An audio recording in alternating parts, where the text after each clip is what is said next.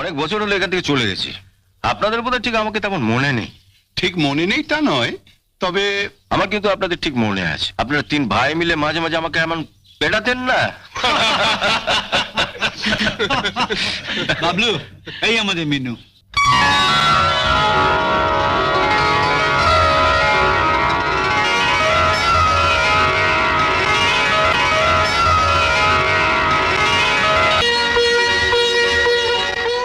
বস।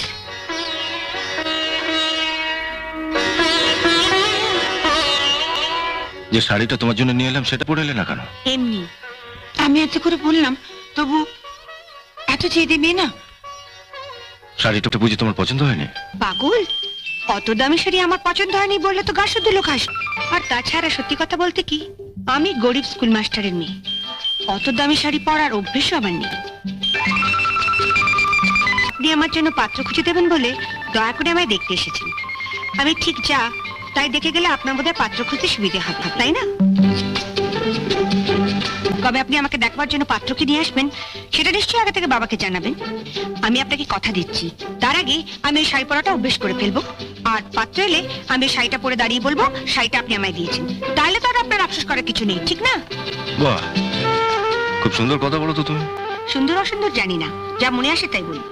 যেমন আপনাকেও আমি বলে রাখি, যেদিন পাত্রপক্ষকে নিয়ে আমায় দেখতে আসবেন সেদিন কিন্তু আমি ওদের সামনে পেছন ঘুরে দেখাতে পারবো না আমার চুল কতখানি লম্বা, কিংবা নিজের চুল টেনেও দেখতে দেবো না পর চুলে পড়ে আছে কিনা। আপনার পাত্রপক্ষ যদি বলে মা একটু চলে দেখাও দেখি, আমি কিন্তু সোজা হেঁটে ঘরের বাইরে চলে যাব।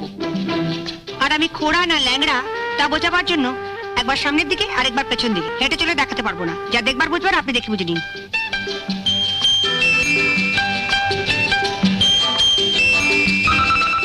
বুঝলেন তো?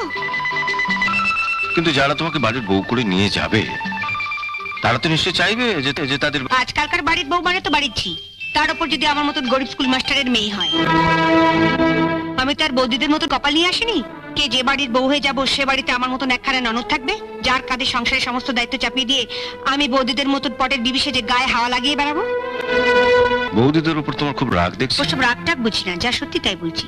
সামনেই তো আছে, জিজ্ঞেস করুন না মিথ্যে বলছি কিনা। আমি আবার কাউকে ভয়টাই পাই না। তুমি ওর কথা কিছু মনে করো না বাবা, ও মুখে যাই বলুক শুনুন, আর যার কথাতেই ভুলুন, পাত্রী দেখতে এসে পাত্রীর মার কথাটা কিন্তু ভুলবেন না, তাহলেই ঠকবেন। মিনু। প্রত্যেক মাই কিন্তু মেয়েকে বিয়ে দেওয়ার আগে পাত্রপক্ষকেও একই ধরনের কথা বলে। ওই যে বড় বৌদি বিয়ের আগে মা বাবার সঙ্গে আমিও বড় বৌদিকে দেখতে গেছিলাম, তখন বড় বৌদির মা বললে আমার মেয়ে খুব শান্ত, সাত চড়ে নাকি মুখ থেকে রা বেরোয় না।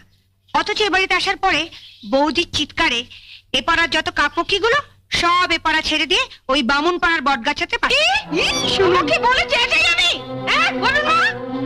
কি হচ্ছে কি কি হচ্ছে মানে? আমি চুপ করে থাকবো? একটা বাড়ি লোকের সামনে বলে কি না আমাকে? আচ্ছা তুমি বাকি দুটো জগন্নাথের মতো দাঁড়িয়ে আছো। চুপ করো, চুপ করো। বলে কি না আমি চেঁচাই না।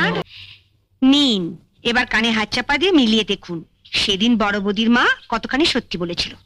আচ্ছা, আমি তো তোমায় দেখতে এসেছি, তোমার তো উচিত ছিল ভবিষ্যতের কথা ভেবে চুপচাপ থেকে আমার কথার উত্তরগুলো ধীরে সুস্থে দেওয়া। না বাবা, আমি যা আমি তাই। এটা আবার বিয়ে হবে না হয় না হবে। আমার বিধিলিপিতে যদি লেখা থাকে আজীবন এ বাড়িতে দাসীবৃত্তি করে আমায় পেট চালাতে হবে, তাহলে আপনি কেন? ভগবানের বাবা এলেও আমার পাত্র। বিধিলিপি মানো না মেনে উপায় কি? এই ধরুন না, আপনি আমাদের বাড়িতে থাকতেন, আমার দাদাদের সঙ্গেই পড়তেন, আমার বাবাই আপনাদের চারজনকে পড়িয়েছেন। কিন্তু আজ আপনি কোথায় আর আমার দাদারা কোথায়? আপনার বিধিলিপিতে ছিল আপনি বড় হবেন, হয়েছেন। আর আমার দাদাদের বিধিলিপিতে ছিল কেরানি হবে আর যে যার বইয়ের আঁচলের তলা থাকবে।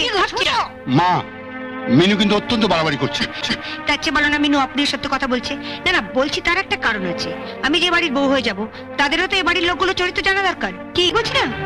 বৌমা, তোমাদের মধ্যে কেউ যদি একটু চা করে নিয়ে আসে।